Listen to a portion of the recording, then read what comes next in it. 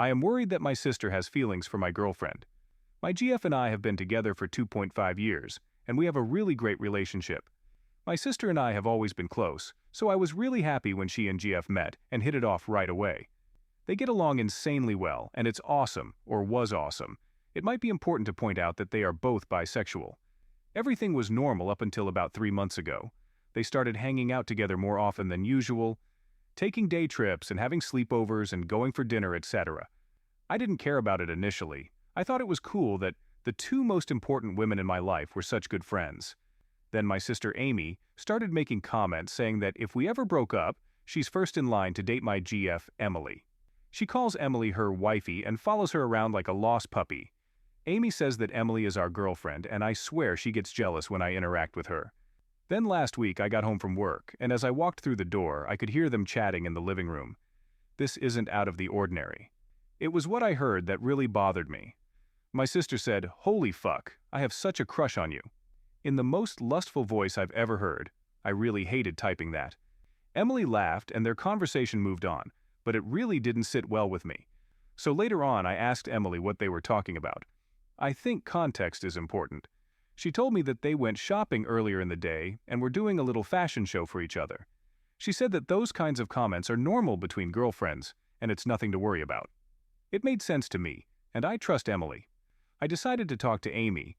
I asked how their shopping spree went, etc., and then gently asked her what the crush comment was about. She got very defensive and accused me of being jealous of her relationship with Emily, then told me to grow the fuck up. I'm not worried about Emily doing anything behind my back to betray me, and I never have. There's just something about the way my sister is acting that irks me, and I don't know how to approach this without blowing up any of our relationships. Update: 2 days after first post. There have been some developments. When I got home from work yesterday evening, I found the two of them on the couch in the living room, watching a movie. I decided that I should just get it over with. So I sat down in the seat across from them and said that the three of us needed to have a talk. I basically just asked them if there was something going on between them and mentioned how much extra time they've been spending together and acting almost like they're dating. My sister immediately started sobbing, and Emily just looked really sad. Amy couldn't speak through her tears, so Emily filled me in. Turns out Amy has been going through a really bad breakup and not taking it well. Amy's BF cheated on her with multiple women and gave her an STD. I guess it ended in a big blowout and he trashed her place and threw her around. 3 months ago, Emily noticed that something was wrong and asked her what was up while they were out for lunch.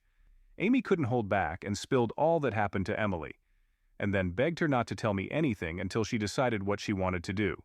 Emily started staying over at her place for a few reasons, helping her fix up her home, support, etc. Then Amy found out that she's pregnant with this asshole's baby and her mental health plummeted. Their extra hangouts were mostly to do with preparing for this new baby pregnancy, including the fashion show, which was maternity wear. For both, what I was perceiving as jealousy from Amy was a longing envy of the solid relationship that Emily and I have, not an actual crush on Emily. The crush comment and wifey nickname were literally just girly comments, in their words. Amy was reacting to my questioning because she was so deeply betrayed by this guy, and being accused of doing that was very hurtful. I didn't even know that Amy was dating anybody. Seems that the asshole has left the province, and Amy doesn't want to pursue anything legally. She just wants to move on and be happy. They are 6 weeks apart and were planning on telling me about the matching pregnancies this coming weekend. So in short, Amy and Emily are best friends. I'm going to be an uncle and then a father. And I get Brother of the Year award for not noticing that anything was going on with her. Comment: I don't think OP was wrong for his reaction. He received no information, noticed a significant change in how both were acting and talking, and did the appropriate thing of talking about it. Don't forget to like and subscribe for more stories like this. My ex-fiancé wants to meet up after leaving me at the altar 4 years ago. Basically, 4 years ago, I, F29, was supposed to be getting married to my fiancé at the time, Jay. Everything was going perfectly. I was in my dress, had my makeup on, and taken pictures with my bridesmaids. I was pretty much ready to walk down the aisle when Jay's best man pulled me aside and said Jay was gone. He had gotten into a car and left, and no one was able to get a hold of him. I came home to our apartment and all his stuff was gone. He's been pretty much a ghost ever since he left me, and I had to force myself to move on. I ended up going on our honeymoon with my best friends, which was the best decision ever, and then put myself in therapy to heal the horrible trust issues I now have. I haven't heard from him once until today. I guess he got back in contact with an old mutual friend who gave him my number. Jay texted me and said, wants to meet up and apologize. He says he has a lot to explain to me about what happened that day. I'm torn. I swore Jay was a dead memory, but my curiosity and desire to get closure with him is pestering me. My current boyfriend supports me whatever I decide, and I feel out of respect to him and how wonderful he's been. I should ghost Jay. I'm very confused. I never expected to hear from Jay again. I have no idea what to do. Please help. Update. First off, I just want to thank everyone for the advice. I honestly wrote the post to just vent my frustration and confusion and possibly get advice.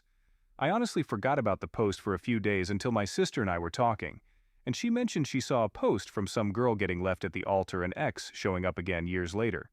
I told her it was mine, and she has been pushing me to do an update post. I figure it might be therapeutic to write everything down as final closing of the J chapter.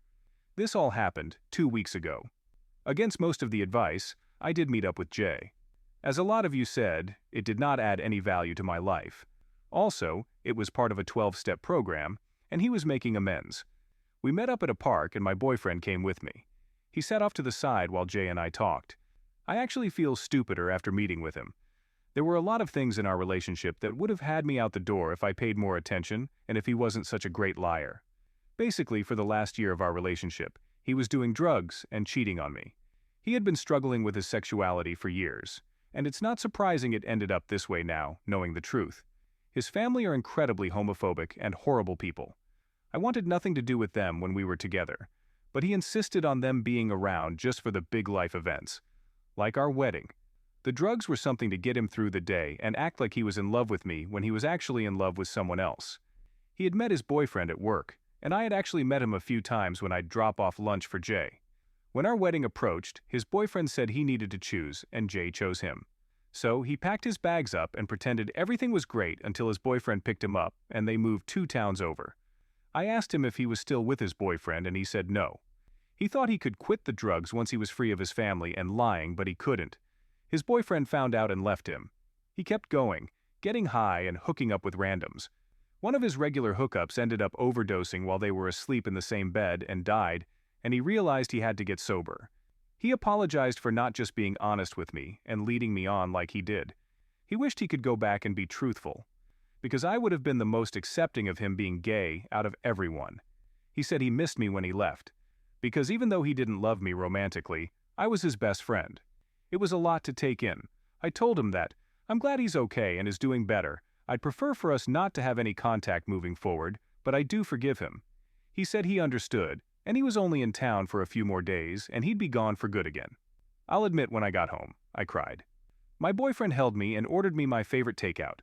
He's been really the best and didn't pressure me to talk about anything until I was ready.